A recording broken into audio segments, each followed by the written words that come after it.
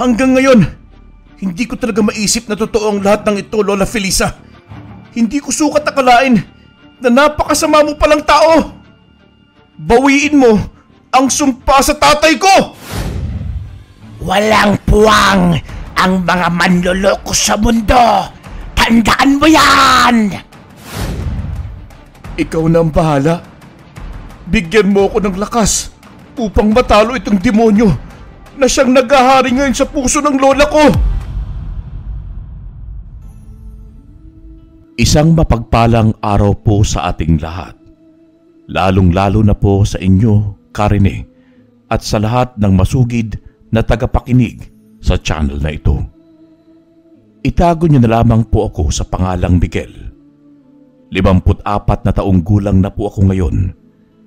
Nais ko lamang pong ibahagi ang natatanging kong karanasan noong ako'y nasa 16 na taong gulang pa lamang.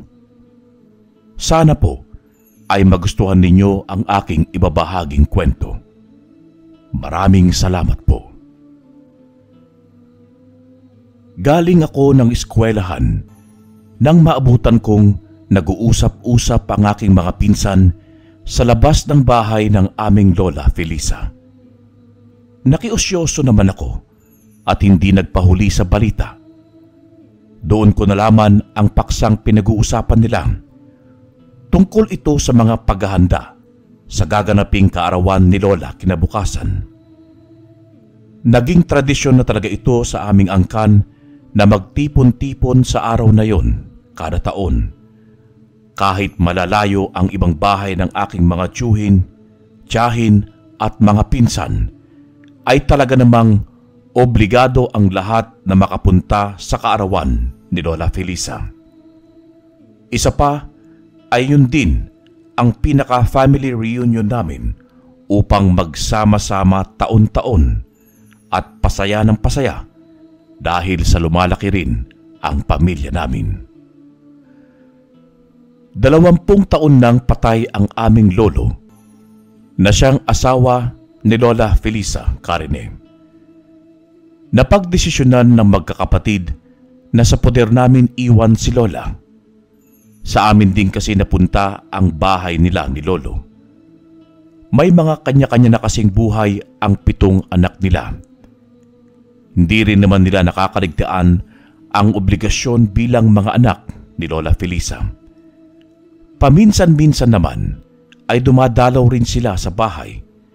Nagbibigay ng mga pangunahing pangangailangan ni Lola, bagay na hindi naman nila nakakaligtaan. Kada taon, ito ang hinihintay ng lahat, ang sumapit ang kaarawan ng aming Lola. Isa sa kinisasabikan naming mga apo niya ay ang mga kwentong kababalaghan na hindi matapos-tapos. Nakakaingganyong makinig sa mga kwento ni Lola na simula pagkabata ko, Karine, ay talagang paborito ko na. Kinagabihan, gaya ng nakaugalian naming mga apo niya, ay nagtipon-tipon kaming lahat sa salas ng aming bahay. Ito yung oras na magkukwento na si Lola Felisa ng mga kababalaghan. Tradisyon na yun sa bisperas ng kanyang kaarawan. Habang kaming mga apo niya ay nakikinig sa kanya, ang aking mga tiyo at tiya naman ay nasa labas ng bahay at nagkakasiyahan. Ang iba ay abala sa pagluluto ng mga handa niya bukas. 89 years old na ang lola namin, Karine, pero malakas at malinaw pa rin siyang magsalita. Hindi matapos-tapos ang kwento niyang ito. Nakala mo ay mayroong maraming yugto. Tungkol ito sa isang mangkukulam na aswang na nagngangalang Corazon. Ayon kay Lola ay masyado itong mapanganib dahil wala raw itong awa kung magbigay ng sumpa. Pati sariling pamilya raw nito ay kaya niyang patayin. Ang sabi pa ni Lola ay nagbibigay raw ito ng swerte, pero ang kapalit nito ay buhay. Palaisipan ito sa akin dahil parang kilalang kilala ni Lola ang karakter sa kanyang kwento. Sa paraan kasi ng paglalahad niya ay hindi ka mag-aaksaya ng oras upang makinig. Ayon pa kay Lola patungkol kay Corazon, ay kaya pa raw nitong pabatain ang kanyang muka katulad ng isang dalaga. Dahil daw yon sa itim na mahikang taglay niya na matagal niya nang pinangangalagaan at isa lang ang palatandaan para makilala mo siya. Yun daw ay ang markang tatsulok na may isang matang nakatatak sa loob nito at sa kanang bahagi ng likod niya raw ito makikita, Karine. May mga numero raw itong ibibigay sa magiging biktima niya. Kaakibat nito ang kahindik-hindik na sumpa na hindi magugustuhan ni numan. Matinding sakit ang ipapataw nito na kahit siguro dalubhasang doktor ay hindi ito kayang malunasan. Malakas at walang sinasanto umano itong si Corazon sa mga kinaiinisan niya. Sino mang naising niyang biktimahin kung talagang may malaking kasalanan sa kanya ay hindi niya raw tinatantanan at pinapatawad. Ang kadalasang biktima raw ni Corazon ay ang mga lalaking manloloko sa lubhang napakalalim na dahilan. Kada taon ay iba't ibang biktima ni Corazon ang ikinukwento ni Lola sa amin, pero hanggang ngayon ay hindi pa rin natatapos. Kinabukasan ay sumapit na ang kaarawan ni Lola Felisa. Habang nagkakasiyahan ang lahat sa labas ng bahay, ay biglang may nahulog na lang na isang malaking ahas mula sa isang puno. Nahulog yun kung saan nakapwesto ang lamesang pahaba na pinaglatagan ng mga regalo. Agad din kaming nagsipulasan palayo sa lamesa. Lumayo ako ng bahagya upang hindi ako maabot ng ahas kung sakaling tuklawin ako nito. Mabilis na gumapang paibaba ang malaking ahas, Karine. Pero nang makita kong papunta yon sa kinaroroonan ng maliit kong pinsang si Maggie, ay agad ko yung nilundagan sa kahinila ang katawan nito palayo sa amin. Dinig ko pa ang sigawan nilang lahat. Agad akong nilingon ng ahas, saka mabilis na gumapang sa akin pabalik. Sa puntong yon ay nakaambang itong tuklawin ako, pero nagawa kong masakal ang leeg nito gamit ang kanang kamay ko. Lahat ay nagulat sa aking ginawa. Aba, ang tapang naman itong pamangkin namin. Mana ka talaga sa lolo mo na buo ang loob. Wika ng isang tiyuhin ko. Ganoon na lang ang labis na paghanga nila sa nagawa ko. Kalaunan ay tinulungan din nila akong mahuli ang malaking ahas. Napapailing na lang si Lola Felisa sa nakita niyang katapangan ko. Agad namang lumapit si Tito Rodel sa akin upang magpasalamat dahil sa pagligtas ko sa kanyang anak na si Maggie. Ay, salamat pamangkin ha. Alam mo, nagmana ka sa lolo mo. Matapang. Wika ni Tito Rodel, sabay gulo ng aking buhok. Ay nako! Sana wag lang niya manahin ang pagkababaero ng kanyang lolo.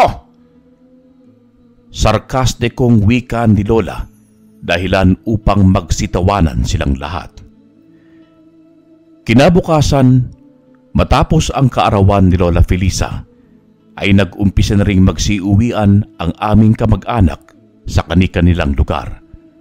Balik na naman sa normal ang buhay namin sa bahay kasama si Lola. Isang gabi, habang naggagayak ako ng hapunan, ay bigla akong nilapitan ni Lola Felisa. Kami-kami lang noon ang tao sa bahay, kasama ang 3 ko pang kapatid dahil nasa trabaho pa ang aming mga magulang. Apo! Miguel! Pagtawag ni Lola, kaya agad akong napalingon sa kanya. Po, Lola, Ano po yun? Marahan siyang lumapit sa akin, saka dumukot sa kanyang bulsa. Kitang-kita ko sa kanyang palad ang kwintas na may pendant na kulay pulang bato. Ito ang kwintas ng Lolo Pablo mo. Lahat kayong mga apo ko, kasama na ang mga anak ko, ay pinag-aralan ko. Pinag-aralan ko kayo ng mabuti kung sino ba talaga ang karapat-dapat na magmana ng anting-anting na ito. Mahabang wika ni Lola na ikinalito ko. Hindi kasi maabot ng isip ko ang sinasabi niya ng mga sandaling yon. Ano po? Anting-anting po, Lola? Oo, apo. Ikaw ang napili kong pagmanahan nito. Ikaw ang karapat-dapat na magtaglay ng anting-anting na galing sa Bulalakaw. Po? Pero bakit po ako, Lola? Humakbang pa siya ng ilang beses dahilan para mahawakan niya ang balikat ko. Ikaw susuriing maigi, wala namang kakaiba sa iyo, apo. Isa ka palang normal na bata. Subalit, sapat na ang nakita ng dalawang mata ko noong kaarawan ko. Nakita ko kung paano mo iniligtas ang iyong pinsan sa makamandag na ahas na yon. Litanya niya sa akin, saka marahan niyang isinuot ang kwintas ko. Tinanggap ko yon bilang respeto kay Lola Karine. Lola, kahit sino naman po siguro, gagawin yun, di po ba? Pero hindi nila ginawa. Tanging ikaw lang, apo ko, ang nakitaan ko ng kabayanihan at katapangan. Nakita ko sa dalawang mata ko ang katapangan na hindi ko nakita sa ibang mga apo ko o sa mga anak ko. Kaya nasisigurado kong ikaw na nga ang matagal na hinahanap ng batong ito. Isang albularyo raw noon si Lolo Pablo. Kaso pinatay siya ng isang mangkukulam na ubod daw ng lakas. Bago raw siya malagutan ng hininga, ay iniwan niya itong kwintas kay Lola Felisa. Binilin din niya kay Lola na hanapin ang taong karapat-dapat na magmana ng anting-anting na suot ko na ngayon. Alam mo ba kung sinong pumatay sa Lolo Pablo mo? Untag ni Lola sa akin. Naguguluhan naman akong sumagot, Karine. Sino po, Lola? Si Corazon! Halos manlaki ang dalawang mata ko sa narinig ko mula kay Lola. Po? Corazon? Hindi po ba siya yung matandang magkukulam sa kwento nyo? Tanong ko ulit. Tumalikod siya saka nag-umpisang maglakad, pero tumigil din siya noong isang dipana ang agwat namin. Tama ka, apo!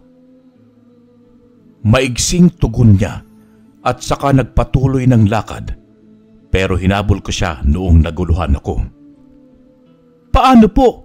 Di ba ang sabi niyo, mga manloloko lang ang binibiktima ni Corazon? Bakit po niya pinatay si Lolo? Isipin at unawain mo, Miguel! Yun ang huling sagot niya bago pumasok sa kanyang silid. Ako naman ay naiwan sa kinatatayuan ko habang nalilito sa iniwang panaisipan ni Lola. Isipin ko at unawain? Ay, ulyanin na talaga si Lola kung ano-ano na yung sinasabi. Bago ko ipinagpatuloy ang ginagawa ko, ay tiningnan ko muna ang suot kong kwintas.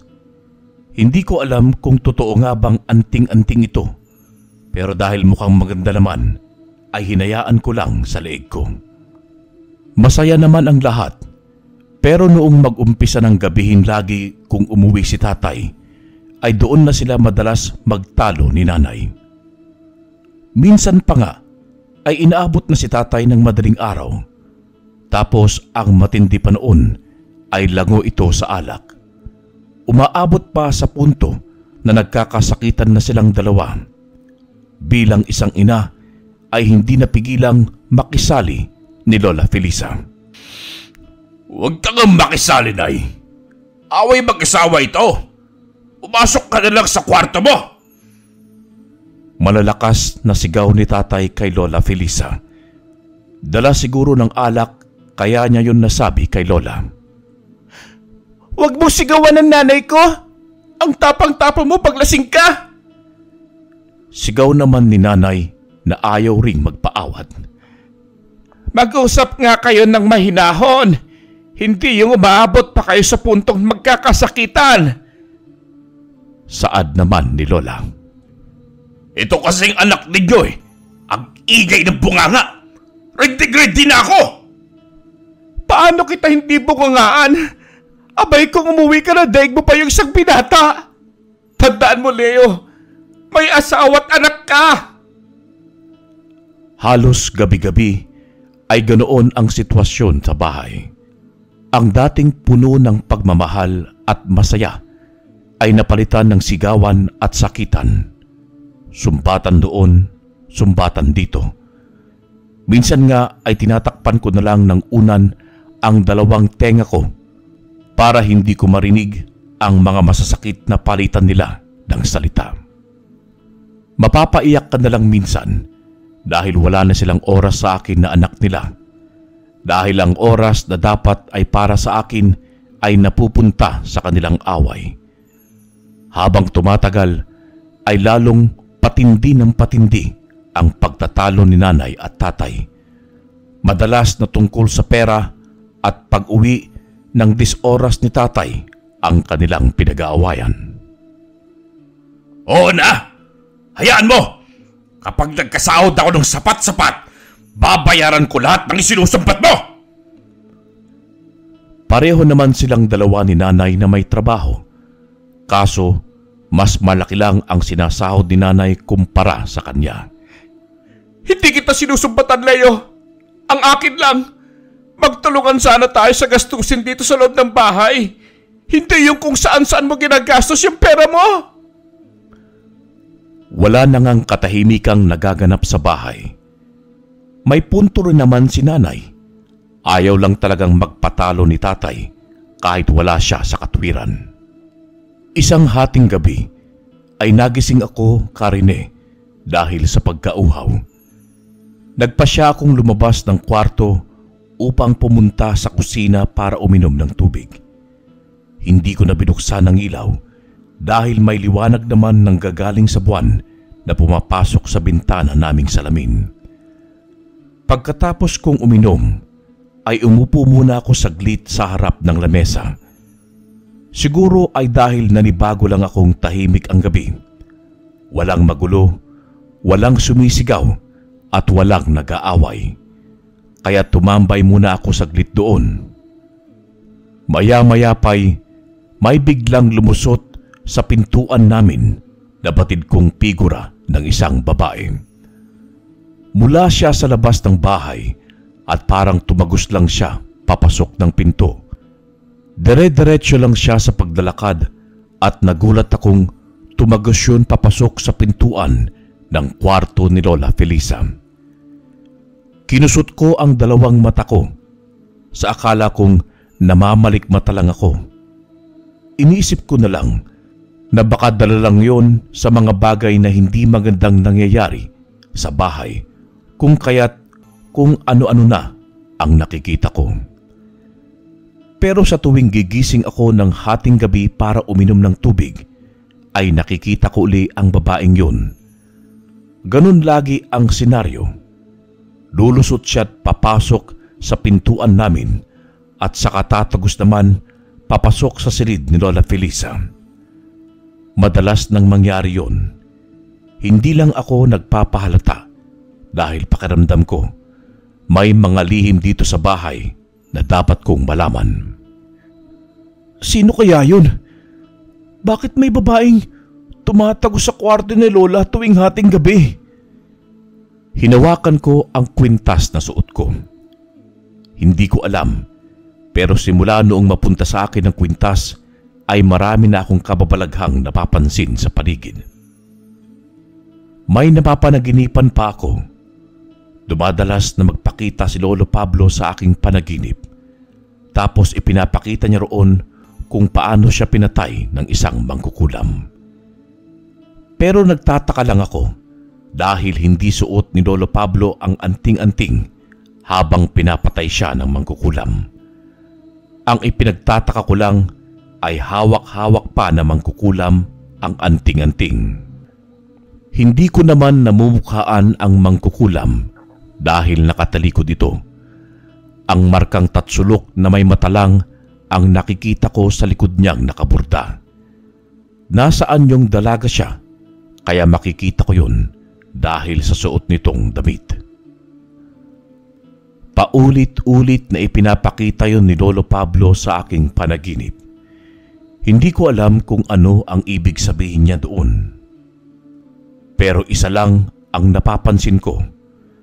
Pinatay siya na hindi suot ang anting-anting at isang malaking palaisipan yon sa akin. Dahil ayon kay Lola ay kailanmay hindi hinuhubad ng isang albularyo ang kanyang anting-anting sa leeg. Lalo na kung may panganib sa paligid. Isa lang ang naiisip kong pwedeng mangyari noong araw na yon, Karine. May nagpahubad sa kanya nito bago siya pinagplanuhang patayin. Sigurado akong may nagtraidor sa kanya. Maaaring isang malapit na tao sa kanya. Pero sino siya? May ilang inkwento rin ako sa aming paaralan na talaga namang ikinagulat ko. Biyernes noon nang magkagulo ang aming mga kaklase sa aming silid. Nakakabasag sa tenga ang mga sigawan nilang sinabayan pa ng pangingisay. Paniniwala ng lahat na sinaniban sila. Subalit nang lapitan ko sila isa-isa ay tila kumakalma sila. Nagulat na lang ako dahil ng mga oras na yon ay sobrang init ng kwintas sa aking leeg. Dahil dito, kaya naging usap-usapan ako sa eskwela. Kumalat na ako raw ang nagtaboy sa masasamang espiritu sa katawan ng mga kaklase ko. Kaya marami nang lumalapit sa akin at gustong magpatulong. Mga biktima ng engkanto, barang, kapre at kung ano-ano pa. Hindi yun alam sa bahay at simula noon ay binansagan na akong batang albularyo. Isang insidente noon nang inabot na ako ng 10:00 ng gabi sa daan. Galing kasi ako sa bahay ng kaibigan kong itago na lang natin sa pangalang Pepe. Gusto ko kasing libangin ang sarili ko na mga oras na yun upang kahit papaano ay makalimot sa problema. Mag-isa akong naglalakad sa tahimik na daan na napaliligiran ng nagtataasang mga puno ng akasya. Sapat na ang liwanag ng buwan na tumatagos sa mga dahon ng puno upang makita ko ang aking daraanan. Pagka-uwi ko sa bahay, problema na naman. Naririndi na akong marinig ang mga sigaw nila. Wika ko nang ilang sandali lang ay makarinig ako ng kakaibang tunog na pakiwari ko ay nagmumula sa isang klase ng ibon. Sandali akong napahinto, saka pinakiramdaman ang paligid. Nang mawala ang ingay sa di ko sigurado kung saan nanggagaling, ay nagpatuloy ako sa paglalakad. Hindi ko maipaliwanag subalit nagiging agresibo ang kwintas na nakasuot sa aking leeg. Ramdam ko ang pag-iinit nito, subalit katakatakang hindi ito nakakapaso. Mga 10 bahay pa ang lalagpasan ko bago marating ang sa amin nang muli ko namang marinig ang misteryosong tunog. Sa puntong yon ay mas humina ito, subalit sa loob-loob ko ay nakakaramdam ako ng kakaiba. Nagsisimula na akong pagpawisan habang pilit na binibilisan ang paglalakad. Hanggang sa maramdaman ko ang kakaibang puwersa na tumulak sa aking likuran, dahilan upang matumba ako't sumubsob. Napapikit pa ako dahil nalagyan ng alikabok ng lupa ang aking mga mata. Dali-dali kong kinusot ang aking mga mata upang usisain ang paligid. Kaagad akong tumayo sa kaluminga-linga. Nasipat kong walang kung sino man ang naroroon. Sa puntong yon ay hindi ko na mapigilan ang puwersang nagmumula sa aking kwintas, kasabay ng malakas na pagkabog ng aking dibdib. Isa lang ang sigurado ako, Karine. Batid kong ng mga oras na yon ay puntirya ako ng isang nilalang. Kaagad akong napalingon paitaas nang maulinigan ko ang paggalaw ng mga dahon sa puno ng akasya. Doon ay sumambulat sa akin ang isang kahindik-hindik na nilalang na napakapangit ng itsura. Tumalon ito sa kinatatayuan ko, subalit kaagad din akong nakahakbang ng ilang dipa, dahilan upang hindi niya ako masaktan. Bumagsak siya sa direksyon kung saan ang daan patungo sa amin, at dahil sa kaba, kaya pinilit kong kumaripas ng takbo patungo sa talahiban na nagkukubli sa likod ng mga puno. Kumaripas ako ng takbo at ramdam ko ang paghabol sa akin ng nilalang na batid kong isang aswang. Aminado ako na sa ilan ng naengkwentro kong alagad ng dilim ay noon lang ako nahintakutan ng sobra-sobra. Yun kasi ang unang pagkakataon na makakita ako ng aswang. Sa kalagitnaan ng aking pagtakbo ay bigla na lamang akong natumba dahil sa mga natapakan kong mga bato. Mas nagpaigting sa kaba ko nang mapigtas ang kwintas sa aking leeg at umitsya ilang dipa ang layo mula sa kinasasalampakan ko. Nauntog pa ang aking baba na naroong nagdurugo dahil sa pagtama sa bato. Hindi ko masyadong maramdaman ang sakit dahil sa tensyon. Ang tanging gusto ko lang ng mga sandaling yun ay harapin na ang nilalang at makalayo sa lugar na yun. Nang maaninag ng aking mata ang kwintas, ay ginamit ko ang natitira kong lakas upang gumapang patungo rito. Subalit hindi pa man ako nakarating ay naabutan ako ng aswang. Nang makapa ang bato, ay ginamit ko yung paraan upang pukpukin sa ulo ang nilalang pagkaharap ko. Sa puntong yon ay nasa anyo siya ng tao, subalit kasuklam-suklam ang kanyang itsura. Nagbabaga ang dalawa niyang mata. May matatalim siyang mga pangil, sabayan pa ng paglalaway sa kagustuhan niyang makain ako. Mahaba ang kanyang maiitim at matutulis na kuko na sapat na upang makapatay sa kung sino mang mabibiktima niya. Sandali itong napatigil, subalit mas lalo lang siyang naging agresibo. Laking gulat ko na lang, Karine, nang maunahan niya ako patungo sa aking kwintas.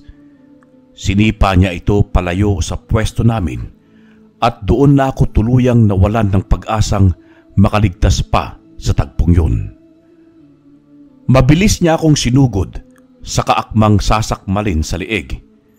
Nahawakan ko pa ang balikat niya upang kontrahin ang puwersa niyang lapain ako sa leeg. Nang walang ano-ano'y, isang malakas na hampas ang umalingaw-ngaw sa gabing yun. Napaigtad ang aswang dahil sa sakit ng likuran niya. Karimari-marim na pag-angil ang ginawa nito nang mapagtantong may kung sinong humampas sa kanyang likuran gamit ang buntot ng pagi. Tumayo ka riyan, bata! Tumakbo ka na at iligtas ang sarili mo. Ako nang bahala sa talipantas na aswang na ito. Lumitaw sa tagpong yun ang isang matandang lalaki na nakahawak ng buntot ng pagi. Ang angas ng porma nito, Karine, na talaga namang nakakabilib. Sunod-sunod na hampas ang iginawad niya sa aswang nang atakihin siya nito. Yun ang ginamit kong pagkakataon upang makatayot ikondisyon ang sarili. Minabuti kong hanapin ang kwintas na tumilapon sa hindi ko alam na direksyon. Lintik na aswang yan! Lintik na walang ganti! Napalingon ako nang marinig ang sigaw ng matanda. Nanlaki ang mga mata ko nang mapagtantong tila hindi niya kaya ang lakas at liksi ng aswang. Isang di may paliwanag na enerhiya ang naramdaman ko nang matapakan ang kung ano sa lupa habang nakamasid sa dalawang nagsasagupaan. Kumislap ang aking mga mata nang makita ang aking inapakan. Yun ang aking kwintas, kung kaya't dali-dali ko itong isinuot sa aking lieg. Ilang saglit pa ay mabalasik na titig ang iginawad ko sa aswang. Sa puntong yun, kailangan na ng tulong ng matanda. Agad akong lumapit sa kanila, saka buong puwersang sinuntok ang aswang. Tumalsik ito ng ilang dipa, saka ininda ang parte kung saan siya natamaan. Nakita kong nag-uusok ang parting yun na tila ba napapaso. Hindi ako nakontento at muli siyang nilapitan. Sa sobrang galit ko ay ilang beses ko siyang pinagsusuntok habang nakaluhod siya. Pinuntirya kong tamaan ang mukha niya na naroong kada suntok ko ay napapaso siya. Ramdam ko ang aking kakaibang lakas at hindi na ako nag-aksaya pa ng oras. Hindi ko na lang namalayan na unti-unti na siyang nagliliyab. Tinupok ng sarili niyang apoy ang aswang habang nagpapakawala ng nakakakilabot na pagdaing sa sakit. Alam ko na mga sandaling yon na nagapi ko na ang kalaban. Matapos nito ay tinungo ko ang matanda. Inalalayan ko siyang makatayo. Base sa kanyang mukha ay napansin kong napahanga ko siya. Inuubo pa ang matanda habang habol-habol ang paghinga. Muntik na ako doon, bata! Salamat at tinulungan mo ako. Wala pong anuman. Kahit sino naman po malagay sa ganong sitwasyon, ayun din ang gagawin. Maraming salamat din po at sinaklolohan ninyo ako. Tugon ko. Saka minabuti na naming baglakad upang makauwi na. Upang mabigyang kasagutan ang aking kuryosidad, ay tinanong ko ang matanda habang kami naglalakad. Siya nga po pala, paano niyo nalaman na inaatake ako ng aswang?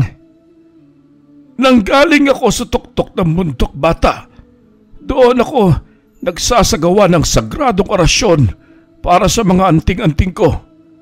Pauwi na rin ako nang makita kitang inaatake ng aswang na yon. Napapatango na lamang ako habang iniinda ang sakit ng aking baba na sumubsob kanina sa bato. Isa akong manggagamot na galing pa sa malayong bundok. Sa katunayan niya na namumukhaan kita, bata. Usap-usapan ng tungkol sa batang albularyo na nakatitiyak akong ikaw yon. Malakas ang pakiramdam ko, lalo na makita ko kung paano mo puksain ang aswang kanina. Ako nga ho yun. Tugon ko bilang pagkumpirma. Nakarating sa akin ang kakayahan mo, bata. At mukhang ikaw na yung sinasaad sa propesiya. Po? Ano po bang ibig niyong sabihin, Lolo? Hindi ko alam kung anong nais niyang ipahiwatig ng mga oras na yon. Mukhang marami yatang alam ang matanda patungkol sa akin, kaya medyo kinutuban na ako. Patuloy lang kami sa pagdalakad at saktong parehas lang ang direksyon ng aming daraanan. Alam ko na alam mo, sa mga nakita ko sa iyo ay matapang at matalino kang bata. Tahimik ka lang na nakikiramdam sa paligid habang nag-iimbestiga. Mahiwaga ka. Tumigil siya sa paglalakad at saka hinarap ako. Kinuha niya ang palad ko saka binuklat. Pagkasabi niyang yun, ay doon muling pumasok sa isip ko si Lola Felisa. Ang hiwaga at misteryo na matagal nang bumubulabog sa akin.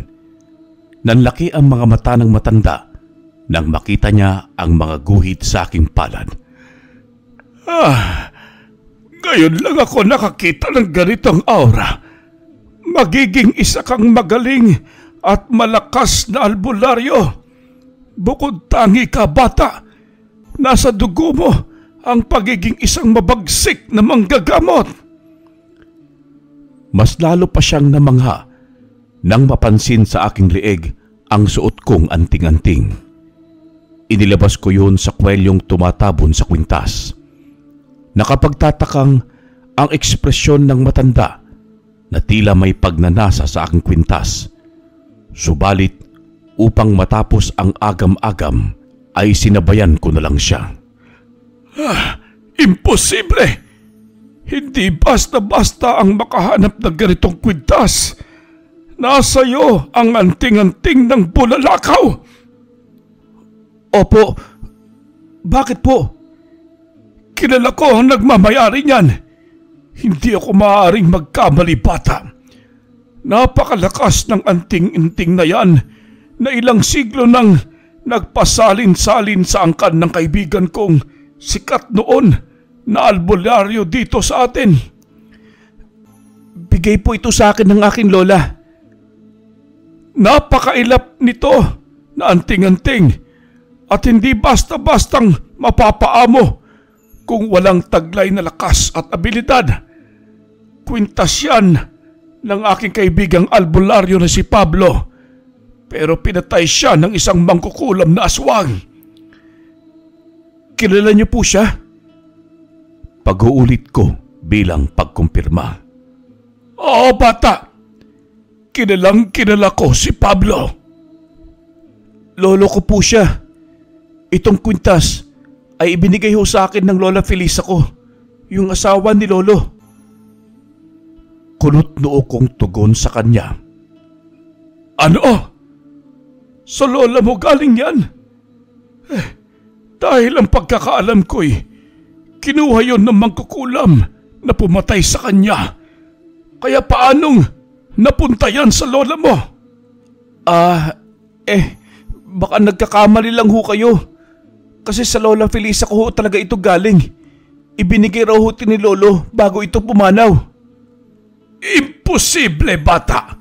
Isang malaking palaisipan ito. Mag-ingat ka na lang. Ramdam ko ang matinding panganib na nakaamba sa'yo. Wika ng matanda. Pagkatapos may inabot siya sa aking maliit na libreta na hinugot niya mula sa kanyang dalang bag na yari sa tuyot na dahon ng anahaw. Aralin mo ang mga dasal at orasyon na nakapaloob dyan, bata.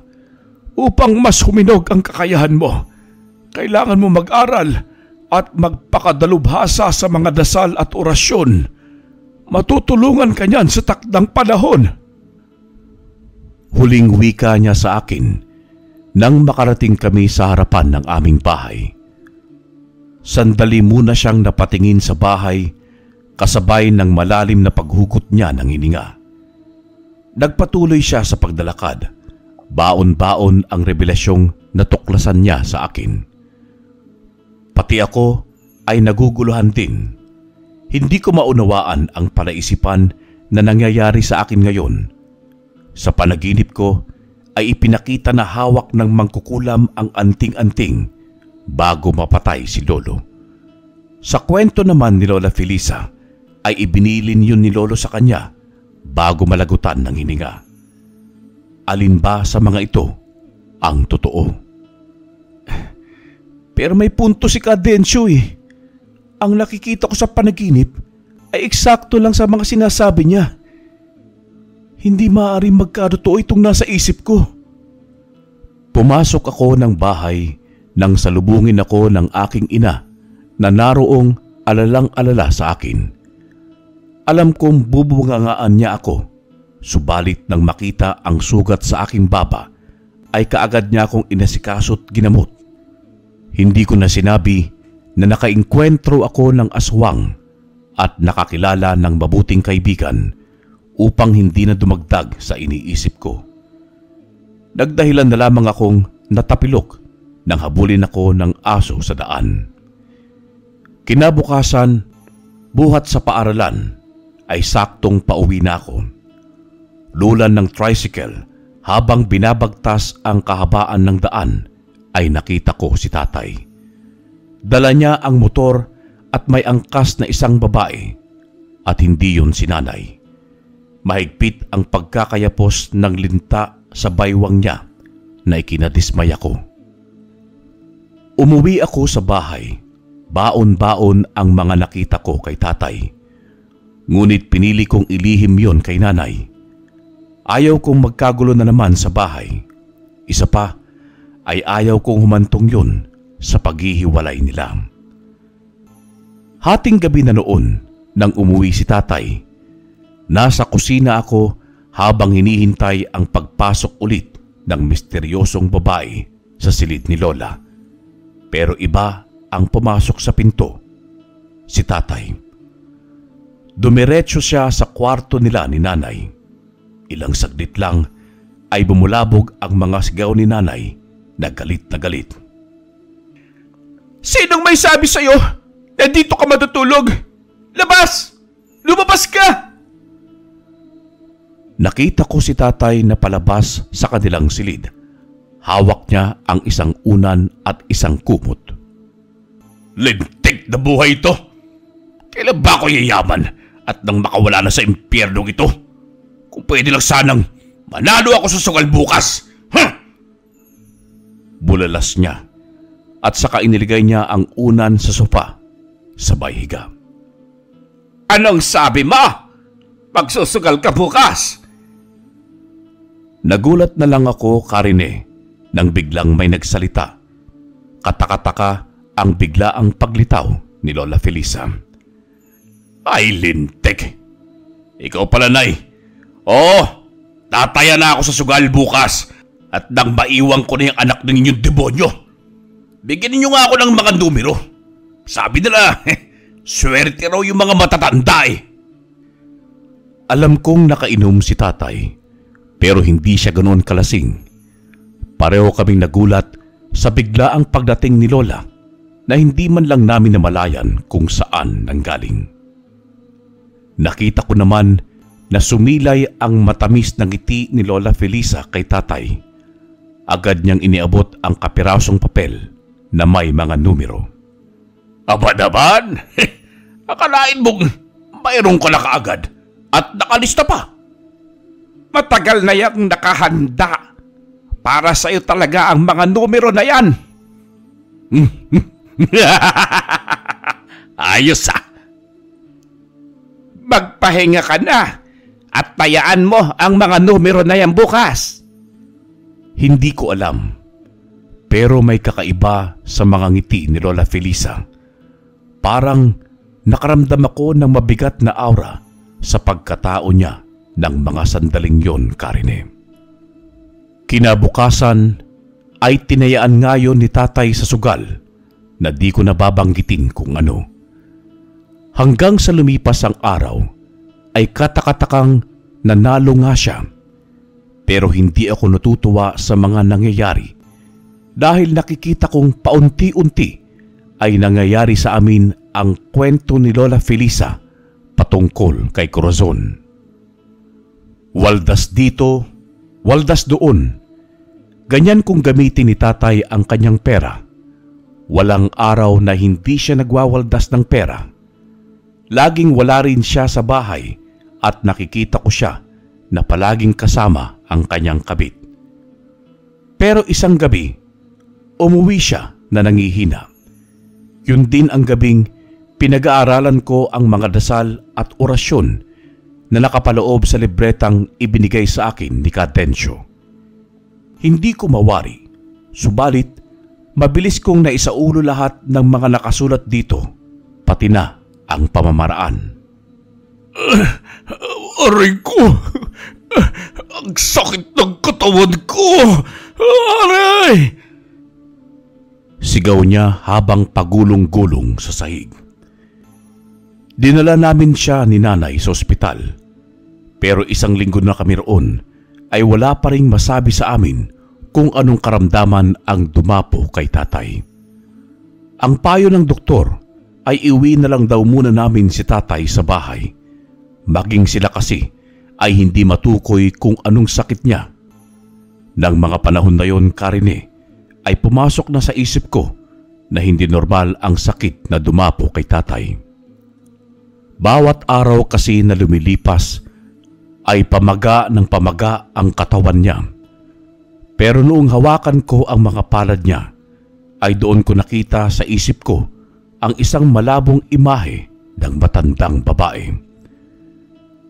Gaya ng ginawa ko sa mga naunang nagpagamot sa akin, ay ginamit ko ang aking kakayahan kay tatay. Ginawa ko na ang lahat ng alam ko, subalit bigo akong magamot siya. Isa lang ang ibig sabihin nito. Lubhang mapanganib at malakas ang may gawa nun kay tatay. Dahil dito, kaya ko naibulalas ang isiping matagal ko nang suspetsa. Sino ka ba? Hindi pwedeng si Corazon at ikaw ay iisa. Kinagabihan, kumalaw na ako. Gumawa na ako ng hakbang para matapos na itong mga agam-agam sa aking isipan. Naglakas ako ng loob para makapasok sa silid ni Lola Felisa. Hinintay ko siyang lumabas sa kanyang silid, saka ako pumasok.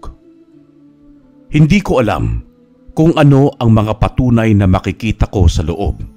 Subalit, desidido na akong malaman kung ano ang totoo. Dahil batid kong sa loob ng silid ni Lola, makikita ang magpapatunay sa mga naglalaro at gumagambala sa aking isipan. Agad kong hinalungkat ang tukador ni Lola. Doon ko nakita ang maliliit na mga kahon. Una kong nakita ang isang damit na nakasabit sa loob ng kanyang cabinet. Sa puntong yon, ay unti-unti nang namumuo ang malalamig kong pawis sa noo. Dinig ko na mga oras na yon ang mabilis na pagkabog ng dibdib ko. Hindi ako maaaring magkamali. Katulad yon sa suot ng mangkukulam sa aking panaginip. Kasunod kong nakita ang tila isang diary na batid kong pag-aari ni Lola.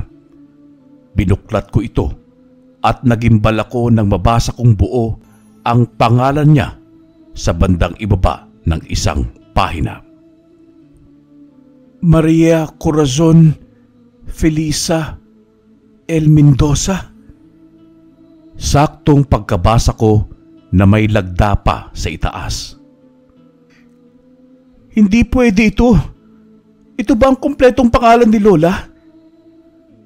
Noong hindi pa ako kumbinsido, ay naganap pa ako ng ibang pruweba at papel na patunay na yun talaga ang pangalang buo ni Lola. Nakumbinsi na rin ako ng ilang mga dokumento ni Lola ang nabasa ko at iisang pangalan lamang ang nakalagda dito. Ang buong pangalan ni Lola ay Maria Corazon Felisa L. Mendoza. Maya-maya pa ay binitiwan ko na ang mga yun, saka ibinalik sa lagayan. Naramdaman ko na kasing papasok na si Lola sa kwarto. Mabilis kong binuksan ang cabinet na nasa tabi ko at saka pumasok. Nakikita ko sa maliit na siwang si Lola Felisa. Dinampot niya ang maliit na bote na may lamang langis na nakapatong sa maliit niyang lamesa. Saka kumuha ng kaunti. Hinaplos niya yon sa kanyang buong katawan. Marahan niyang hinubad ang suot na damit. Dahil nakatalikod siya sa akin, ay bumungad sa dalawang mata ko ang matagal ko nang hinahanap upang mabuo ang konklusyon sa utak ko. Halos manlumo ako, Karine, nang makumpirma ng dalawang mata ko ang bagay na nakatatak sa likuran ni Lola. Maliit na tatsulok na may mata sa gitna. Ngayon, malinaw na sa akin ang lahat. Pinagtagpi-tagpi ko ang lahat simula roon sa kwento ni Lola at sa panaginip ko, pati roon sa sinabi ni Cadencio. At isa lang ang itinuturo nilang sagot, yun ay si Lola Felisa. Agad kong itinulak ang pintuan ng cabinet na kumukubli sa aking presensya. Nakita ko sa mukha ni Lola ang labis na pagkagulat. Miguel! Apo! Tama. Ako nga po, Lola Maria Corazon Felisa El Mendoza. Mariin kong sabi kasabay ng biglaang sarkastikong ngiti ni Lola Felisa. Magaling, Apo!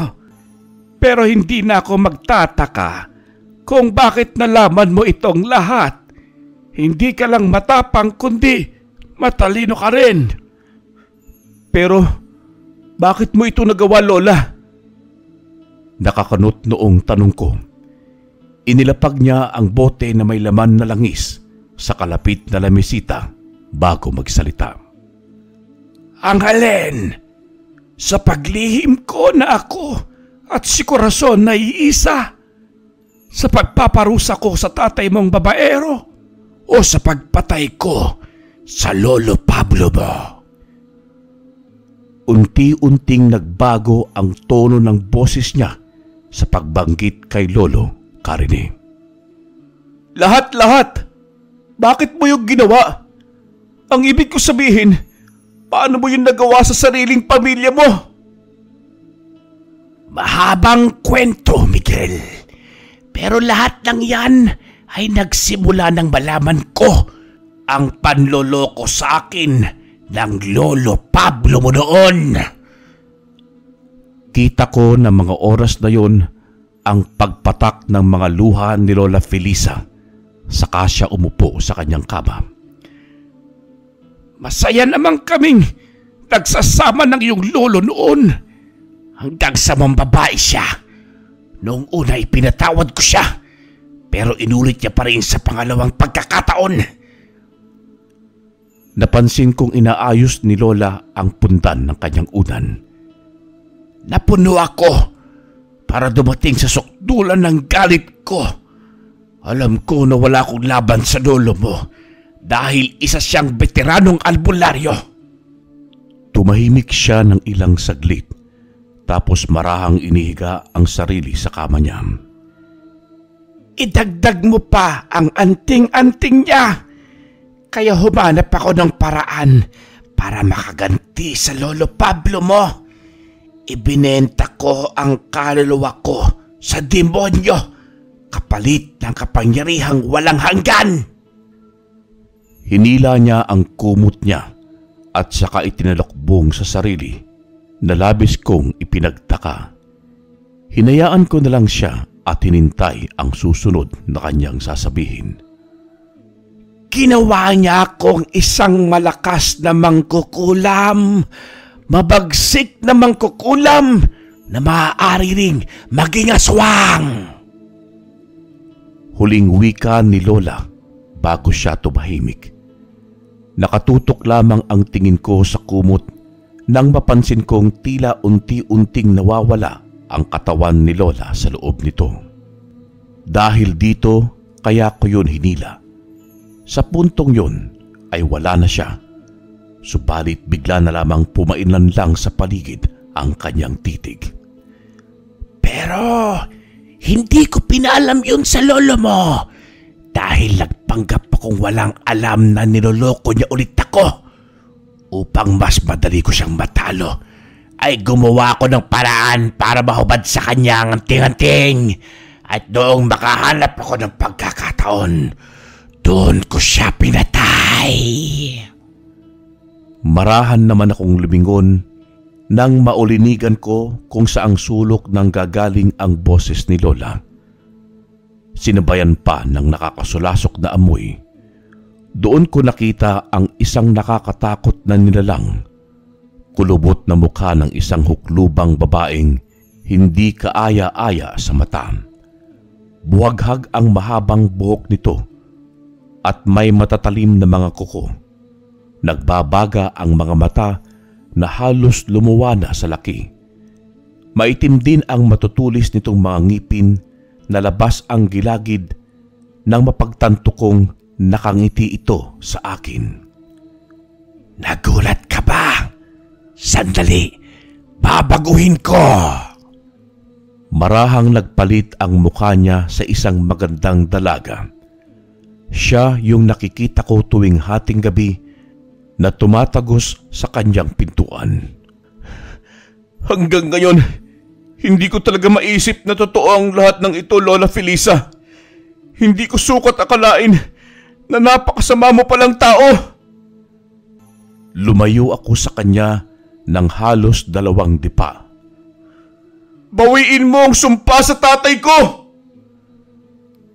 Bigla niya akong itinulak galit ang isang kamay niya, dahilan para tumalsik ako sa kama.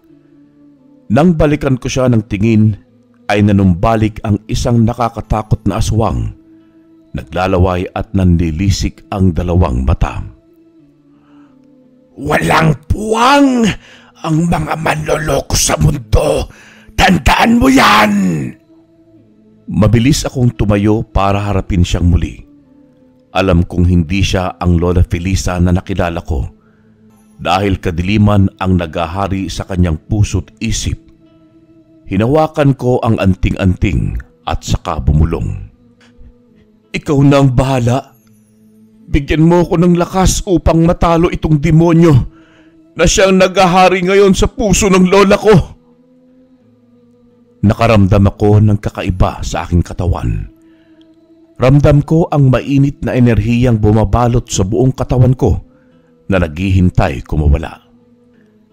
Ilang saglit pa nang hindi ko na napigilang labanan siya. Sumugod ako sa kanya't akmang hahawakan ang mga kamay niya, subalit bigla siyang naging kulay itim na usok. Naglaho ang nilalang, saka nabuo ang itim na usok sa ibabaw ng kisame ng silid. Doon ay lumitaw ulit ang kahindik-hindik na nilalang. Nakangisi ito at matalim ang titig sa akin. Napaisip na lang ako nang muling magsalita ang nilalang sa normal na tinig ni Lola. Ang kwintas, apo! Gamitin mo ang kwintas upang matalo mo ako!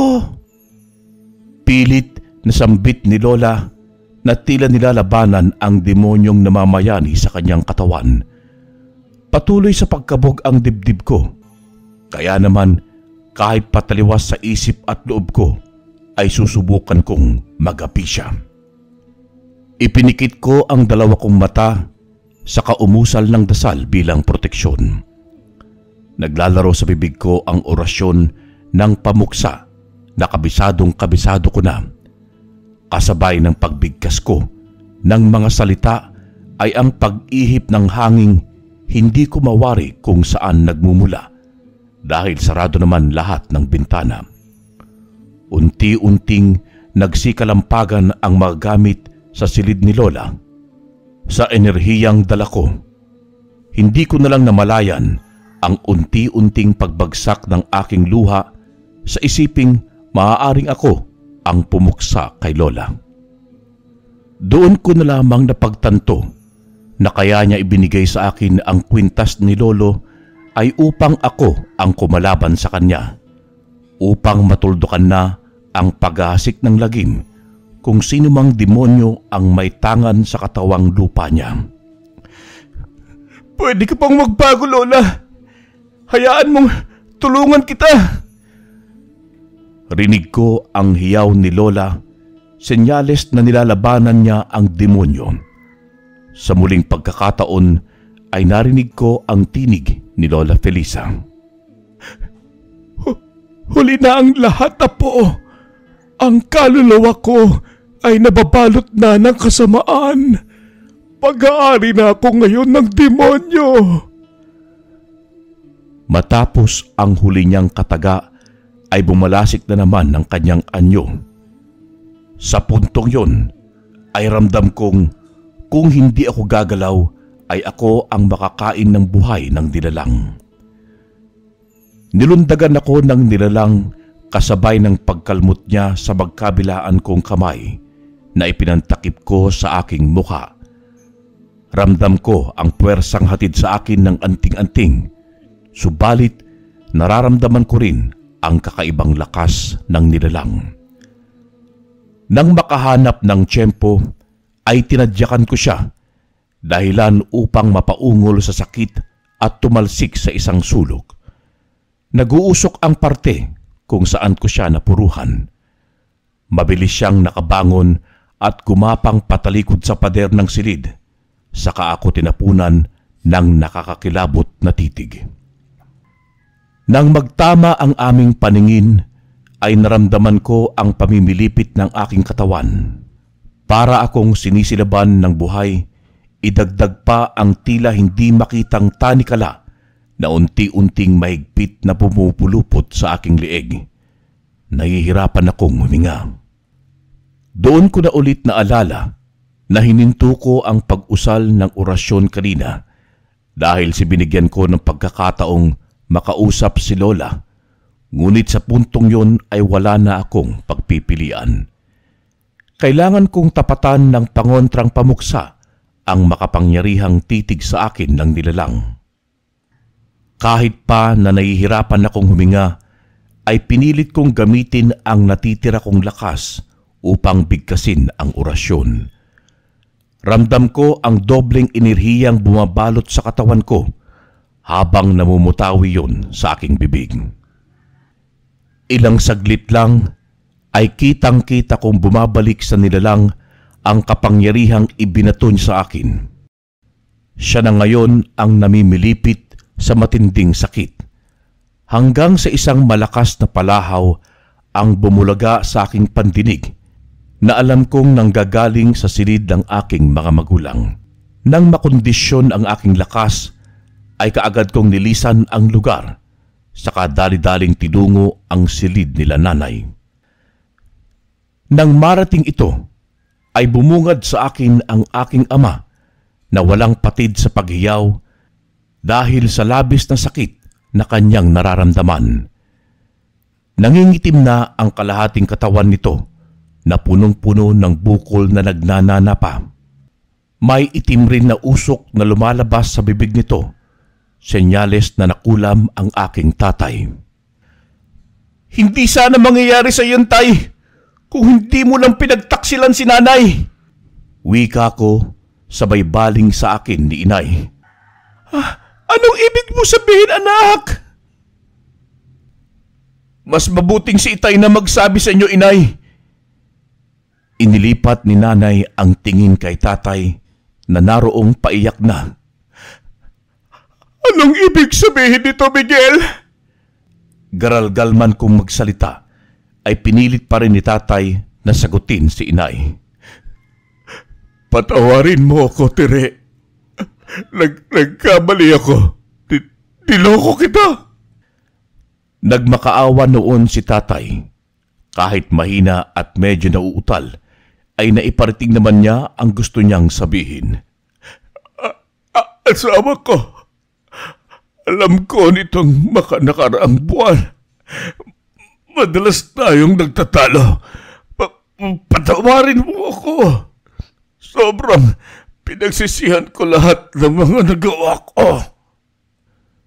Doon na tuluyang pumatak ang mga luha ni tatay. Ramdam ko ang kanyang totoong pagsusumamo.